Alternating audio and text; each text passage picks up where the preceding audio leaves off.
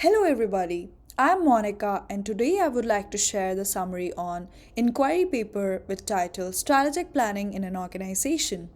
I hope you will get to learn something different from the presentation. Here's the overview of the topics that I'll cover ahead. First, I would like you to walk through what is strategic planning.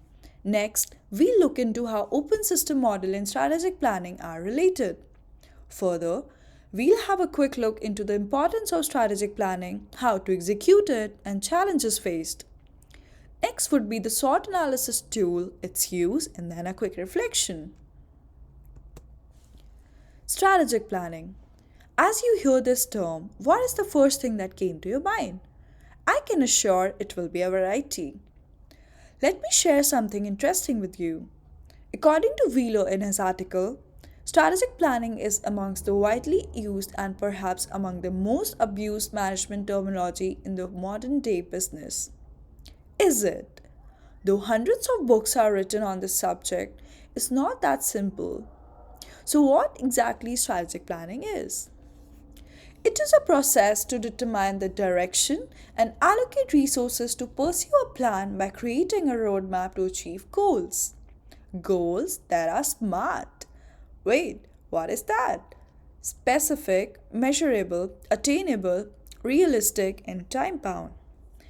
As mentioned by Professor Stephen also, strategic planning is the key to connect where we are and where we want to be.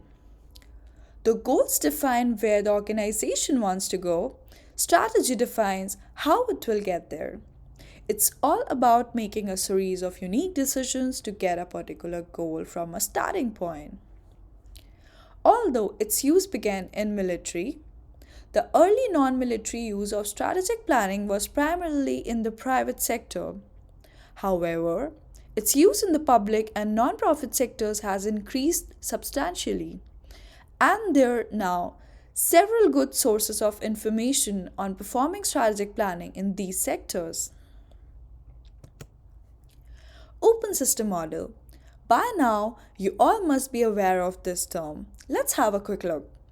An organization utilizes all raw materials and resources as inputs, process it or transforms it into the output to create value in an open system model. The model recognizes the reality that an organization is not secluded from the dynamic environment. As the change is the part of today's environment, there is a need of strategic planning for an effective open system organization. Strategic planning drives the organizational process in an open system organization, and therefore, the leaders and OD practitioners must equip themselves with this skill. Why does it make a difference? KB states the result of strategic planning is a strategic plan, which then forms the blueprint for an organization. By this, strategic planning enables a firm to predict the future and prepare itself proactively, making them more adaptive and successful. Wait, can we control future? No. But strategic planning can create a new path for maximizing our options in creating, establishing, and monitoring the goal even with a rapidly changing environment. Without it, we likely take the actions only to address immediate problems, a kind of crisis management approach. An organization is never clear in determining the direction towards future without this. The other interesting point is that strategic planning moves the organization in new directions, leading to increase in market share, profitability, operational efficiency, and making choices about what to do and what not to do. How to execute strategic planning? I have a question again. If it doesn't bother you, so is there only single way of doing it? No. The one way that I liked was proposed by KB. She states that process begins with self-assessment, realization, and reorganization. If I talk broadly, there were four steps that she discussed. First, assessing the current state. Second, designing the strategy. Third, building the plan by setting milestones. And fourth, managing the plan's performance and execution. For the first step, we must have a small leaders group with agendas ahead of time. Few tools like SORT, which is discussed later, can assist in this step.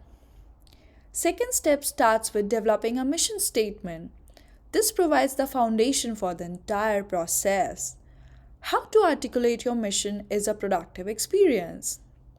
If you don't know where you are going, you will wind up somewhere else. Vision must complement your environment. When developing a vision statement, an atmosphere of openness should prevail to encourage creativity and thinking beyond current boundaries. Coming to the third step, it includes moving the practice from its current status towards the desired future position. Action plans must be detailed enough for easy implementation. This must be then communicated to everyone. Everyone in the practice should know the goals and clearly understand their role in implementing the strategy and achieve them. Fourth step is also a major step as it helps to reflect the pitfalls and make the changes if required. Challenges. Strategic planning is not easy, and there are many reasons why many organizations struggle with it. Have you ever felt like eating everything available in the buffet party? But then, what do you do actually? Selecting and eating few of the available options. No organization can pursue every opportunity even when there are many available opportunities. Other challenges include lack of a clear distinction between operational planning and strategic planning, not linking strategic planning with the evaluation strategy, and not monitoring internal and external environment carefully. The challenges may also include crisis situations. It is difficult to plan in crisis. For example, when an organization is least confident about its existence the next year, or having its key staff being affiliated with the organization for a longer duration, etc. In some cases, the environment is so dynamic that strategic planning becomes almost impossible, like when the economy deteriorates or an unresponsive government takes the charge of an economy or a country. We must realize that strategic planning is not enough itself. Effective leadership is also required to develop and implement strategic plan. Coming to the tools, what do you think why we need tool? Tool helps the process to go forward efficiently. Great strategic plans start with assessing where we are today, for which SWOT analysis tool is one of the best tools. It helps to kickstart the process. As described by Jackson, SWOT analysis is an acronym for strength, weakness, opportunities, and threats, which is analyzed and used to build or enhance strengths, resolve or reduce weaknesses, exploit or expand opportunities, and avoid threats. Out of these four factors, strengths and weaknesses are internal. Example include who is on your team, your patents, your location. Opportunities and threats are external factors. How to use the tool? Using the tool requires multiple brainstorming sessions and review. First, it is important to gather a leadership team from every department. It then requires identifying four elements by various set of questions and brainstorming on multiple questions customized to special needs of an organization. For instance, you can just look into the questions that I have posed here. What threats could harm you? What trends could you take advantage of? What do others see as your strengths? The completed SWOT analysis is then placed on a matrix or a grid to have a consolidated view. Further, we create a strategy map from the matrix. So what's next?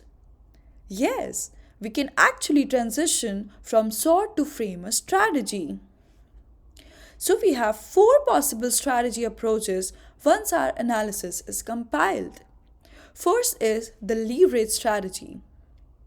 It matches our internal strengths and opportunities. Second is the constraint strategy. This we can form when internal weakness prevents us from taking the leverage of existing opportunities. Third is the vulnerable strategy. Here, we utilize the strengths to face anticipated threats. Fourth is the biggest challenge. This actually comes when the external threats approaches our weaknesses. To better understand this, we can actually represent it as TOWS analysis, that is TOS analysis. Filtering each perspective and coming up with objectives is the next step. Communicating results to the team, getting feedback is the most crucial step as it helps implement the strategy considering their opinion. At last, progress is reviewed again after strategy's implementation. Tips for consultants. Here, I have just pointed out the focus of this tool.